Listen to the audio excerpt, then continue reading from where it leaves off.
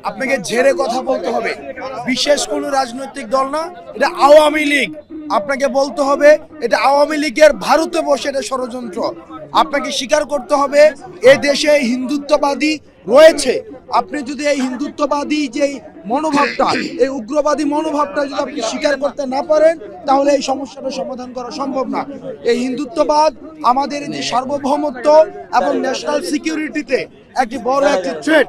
আমরা বারবার এই হাসিনা পালিয়ে যাওয়ার পরে আমরা দেখেছি যে ষড়যন্ত্র অব্যাহত আছে এবং ভারতে বসে উনি দেশের স্থিতিশীলতা নষ্ট করার জন্য পায়তারা করে যাচ্ছে। এই কারণে এই যে ঘটনাগুলো ঘটছে, গতকাল সাইফুল ভাইকে নৃশংসভাবে যেভাবে হত্যা করা হয়েছে, সেটি হচ্ছে হিন্দুত্ববাদী উগ্রবাদিতার যে প্রকাশ, এই উগ্রবাদিতার বহিঃপ্রকাশ ঘটেছে। সেজন্য সাইফুল ভাইকে যারা এই যে এইভাবে হত্যা করেছে তাদের বিচার করতে হবে।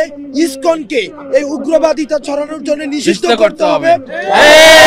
আমাদেরকে স্পষ্টভাবে